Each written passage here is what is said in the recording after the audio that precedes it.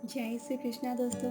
अपना देश चैनल में आप सभी का हार्दिक स्वागत है। दोस्तों, सनातन धर्म में मोहिनी एकादशी व्रत का बहुत अधिक महत्व है। इस व्रत को करने से अक्षय पुण्य फल की प्राप्ति होती है, हमारे सारे पाप नष्ट हो जाती है।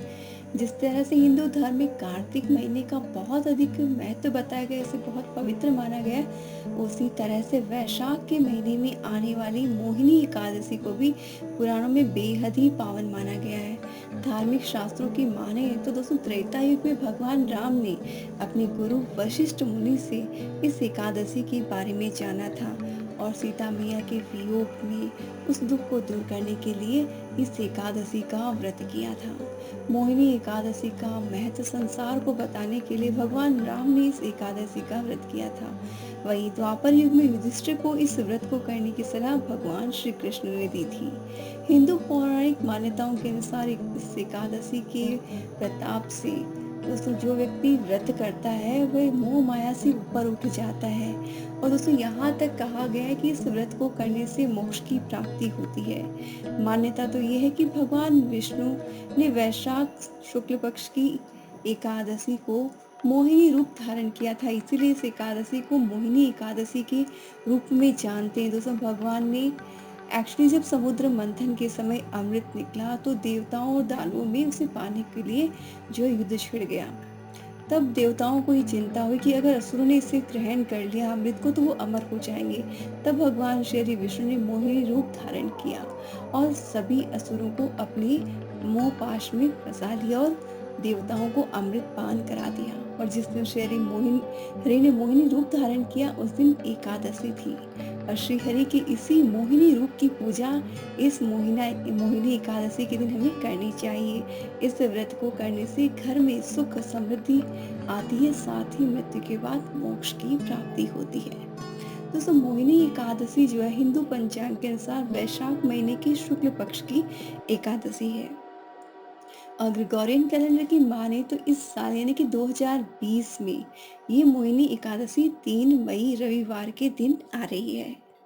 दोस्तों, मोहिनी एकादशी की तिथि और शुभ मुहूर्त को भी जान लेते हैं। मोहिनी एकादशी 3 मई रविवार के दिन है और एकादशी तिथि का प्रारंभ जो है वो 3 मई को सुबह 9 बजे से शुरू होगा और समाप्त होगा 4 मई को सुबह 6:12 तक। और दोस्तों, जो लोग व्रत करते हैं तो व्रत का पारण का समय 4 मई को दोपहर में 1:48 से शाम को 4:18 तक रहेगा। तो इस पारण के समय को आपने ध्यान रखते हुए व्रत का पारण करना है। अब जान लेते हैं दोस्तों, मोहिनी एकादशी को हमने पूजन कैसे करना है। जैसा कि हम जानते हैं कि इस दिन भगवान श्री विष्णु के मोहिनी रूप की पूजा होती है। इसलिए दोस्तों, इस दिन जल्दी उठकर आपने घर की साफ सफाई करके स्वच्छ कपड़े पहनकर अगर व्रत करते हैं तो व्रत का आपने संकल्प ले लेना है। फिर चौकी पर आपने भगवान श्री विष्णु की प्रतिमा को स्थापित करके पूरे विधि विधान से पूजा करनी है। इस पूजा में आपने घी का दीपक जो है वो जरूर से जलाना चाहिए और पंचोपचार या षोडशोपचार जैसे भी आप पूजा कर सके उस तरह से आपने पूजा करनी है। लेकिन जो भी नैवेद्य चढ़ाए उसके साथ में तुलसी के पत्ते रखना बिल्कुल भी नहीं भूलना चाहिए।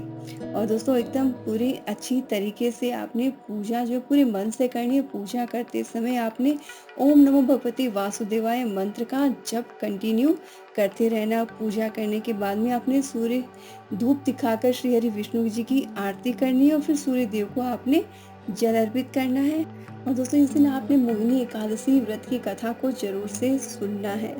और दोस्तों, अगर आप व्रत कर रहे हैं तो व्रत के कुछ नियम हैं उनका आपने जरूर से पालन करना चाहिए। एकादशी का व्रत वैसे भी दशमी तिथि को शुरू हो जाता है, तो दशमी तिथि के शाम से आपने या तो भोजन नहीं करना है और अगर भोजन करते हैं तो आपने सात्विक भोजन करना चाहिए। लहसुन प्याज बिल्कुल भी नहीं खाना चाहिए। रात को बिल्कुल अच्छे से ब्रश करके फिर सोना चाहिए।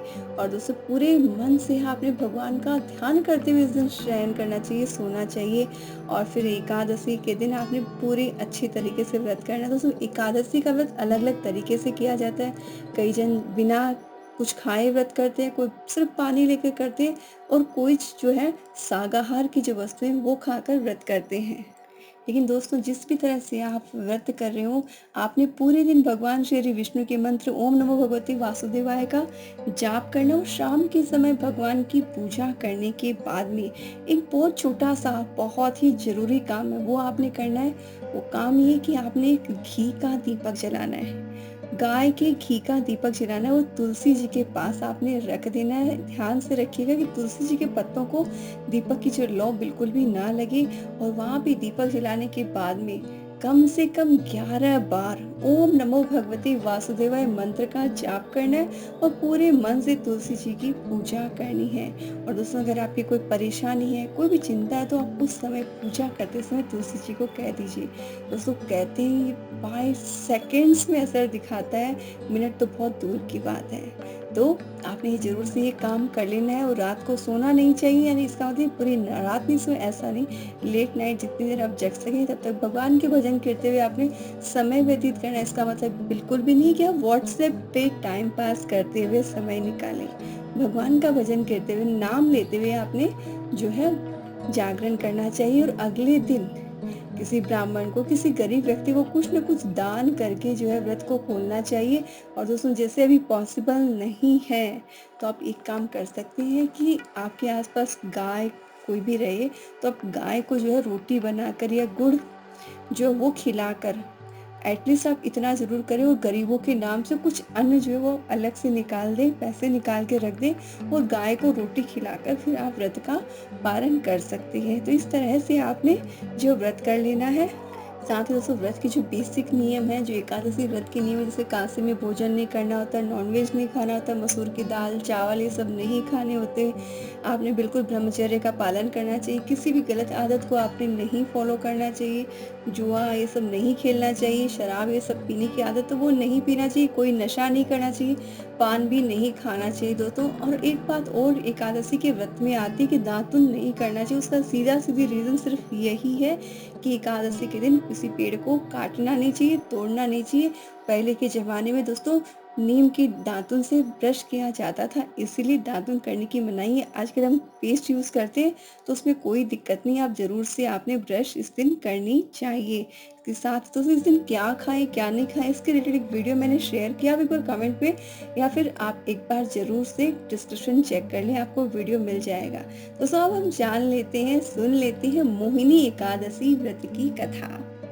पुराने समय की बात है, एक समय में भद्रावती नाम की एक बहुत ही सुंदर नगरी हुआ करती थी, जहाँ धृतिमान के एक राजा राज्य किया करते थे। राजा बहुत ही पुण्यात्मा थे, उनके राज्य में प्रजा भी धार्मिक कार्यक्रम में बढ़ चढ़कर हिस्सा लेती थी। इसी नगर में एक धनपाल नाम का एक वैश्य रहा करता था। धनपाल भगवान विष्णु के परम भक्त और पुण्यकारी सेठ थे। भगवान विष्णु की कृपा से ही उनकी 5 संतान थी। इनके सबसे छोटे पुत्र का नाम था धृष्ट बुद्धि। उसका ये नाम उसके धृष्ट कर्मों के कारण ही पड़ा। बाकी 4 पुत्र तो पिता की तरह बहुत ही नेक थे, लेकिन धृष्ट बुद्धि ने कोई ऐसा पाप कर्म नहीं छोड़ा जो उसने नहीं किया हो। तंग आकर पिता ने उसे बेदखल कर दिया। भाइयों ने भी ऐसे पापी भाई से नाता तोड़ लिया। जो धृष्ट बुद्धि पिता व भाइयों की मेहनत पर ऐश करता था, अब वह दर दर की ठोकरें खाने लगा। ऐशो आराम तो दूर, खाने के भी लाले पड़ गए। किसी पूर्व जन्म के पुण्य कर्म ही होंगे कि वो भटकते भटकते कौटिल्य ऋषि के आश्रम में पहुंच गया। जाकर महर्षि के चरणों में गिर गया। पश्चाताप की अग्नि में जलते हुए वह कुछ कुछ पवित्र भी होने लग रहा था। महर्षि को अपनी पूरी व्यथा बताई, पश्चाताप का उपाय जानना चाहा।